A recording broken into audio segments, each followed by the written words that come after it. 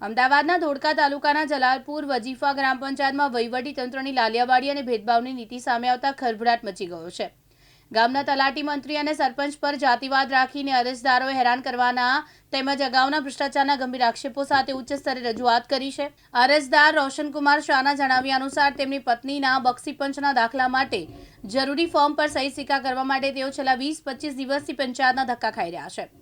આક્ષેપ છે કે તમામ પૂરતા દસ્તાવેજો હોવા છતાં તલાટી મંત્રી જ્યોતિકાબેન દંતાણી અને સરપંચ લાલુભાઈ ઠાકોર જ્ઞાતિ પ્રત્યે ભેદભાવ રાખીને જાણી જોઈને કામ કરી રહ્યા નથી. સોશિયલ મીડિયા પર વિડીયો વાયરલ કંટાળેલા અરજદારે તલાટીની ઓફિસમાં જઈને વિડીયો બનાવીને પોતાનો રોષ ઠાલવ્યો છે. વિડીયોમાં અરજદાર સવાલ કરી રહ્યા છે કે હું ભારતનો નાગરિક નથી, મને કેમ 25 દિવસથી ધક્કા ખવડાવવામાં આવે છે. આ વિડીયો અત્યારે સ્થાનિક સ્તરે ચર્ચાનો વિષય બન્યો છે. 20-25 દિવસથી મારા ફાધરને ધક્કા ખવડાવો છો પંચાયતમાં, તો ધક્કા કેમ ખવડાવો છો? એના તમારો કોઈ પરિપત્ર છે, સહી સિક્કા નહીં કરીએ પણ તમારા સત્તામાં આવે છે, એનું આધાર કાર્ડ છે, ચૂંટણી કાર્ડ છે, રેશન કાર્ડ છે, લાઇટ બિલ છે, તેમ છતાં તમે 1 મહિનાથી મારા ફાધરના ધક્કા કેમ ખવડાવો છો?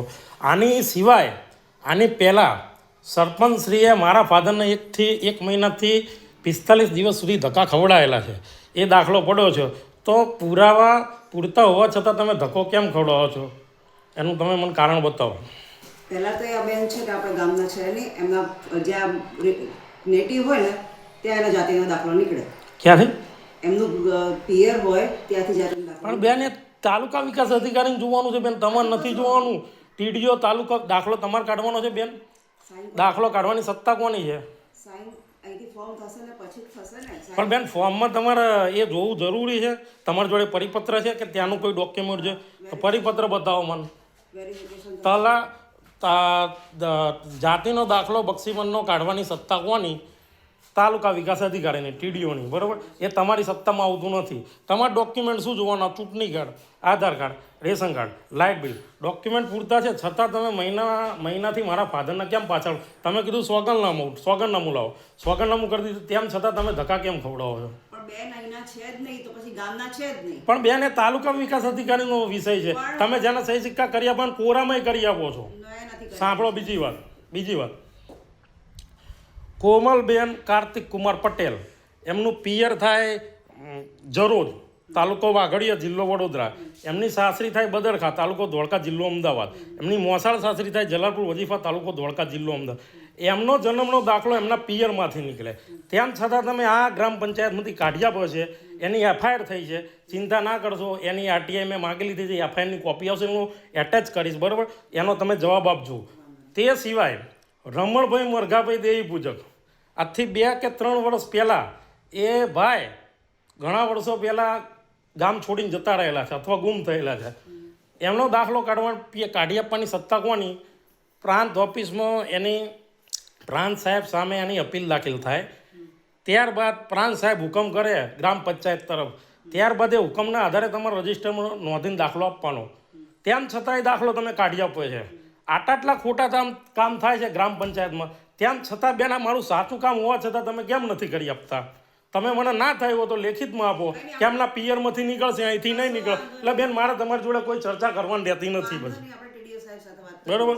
અને તમે મને એવું લેખિતમાં આપી દો કે આ દાખલો અહીંયા જલાલપુર વજીફા ગ્રામ પંચાયતમાંથી નહીં નીકળે, એમના પિયરમાંથી નીકળશે, બરાબર? બેન, લવ મેરેજ કરેલા તો ડોક્યુમેન્ટ ક્યાંથી લાવવાના?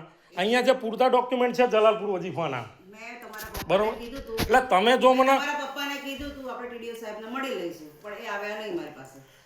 બેન, પણ તમે મને લેખિતમાં આપી દો ને, કંઈ નહીં.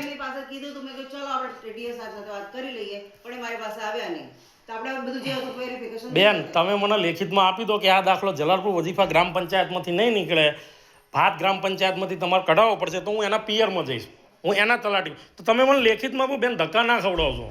તમે જાતિવાદ કરો છો, તમે જાતિવાદ કરો છો બેન.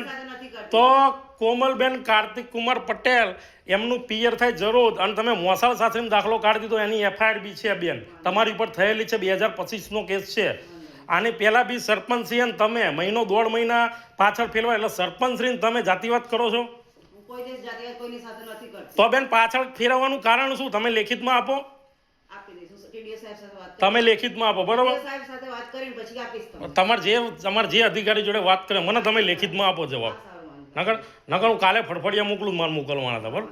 મને તથા મારા પિતાશ્રીને છેલ્લા 25-30 દિવસથી અમારા ગામના ગ્રામ પંચાયત તલાટી શ્રી જ્યોતિકા રાજેશભાઈ દંતાણી જેઓ બક્ષીપરના ફોર્મમાં સહી સિક્કા કરવા માટે આનાકાની કરી રહ્યા છે અને ધક્કા ખવડાવી રહ્યા છે. મારી પાસે મારી વાઈફનું જલાલપુર વજીફાનું સરનામાવાળું ચૂંટણી card, Aadhaar card, ration card તથા મારા પિતાશ્રીનું લાઇટ બિલ તથા તેમનું એલસી આટલા પુરાવા હોવા છતાં તલાટીશ્રી અમોને બક્ષીપરના ફોર્મમાં સહી સિક્કા કરી આપતા નથી અને જાતિવાદનું ઝેર રાખી અમોને પાછળ ફેરવી રહ્યા છે.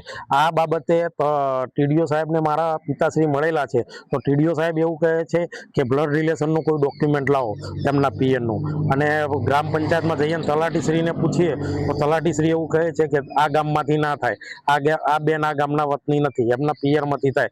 તો આ ગામના વતની છે એ પુરાવો કરવા માટે ડોક્યુમેન્ટ શું જોઈએ? ચૂંટણી card, Aadhaar card, ration card, જે પૂરતા પુરાવા મારી પાસે છે, એલસીબી છે અરજદારનું, તેમ છતાં તલાટી અને આમાં સરપંચ બી ભેગા છે. માત્ર ને માત્ર જાતિવાદનું ઝેર રાખી અમોને તથા મારા પિતાશ્રીને છેલ્લા 25-30 દિવસથી પાછળ ફેરવી રહ્યા છે. અને આનો પુરાવા તરીકે મારી પાસે વિડીયો બી છે, 2 વિડીયો છે જે મેં ગ્રામ પંચાયતમાં ઉતારેલા છે.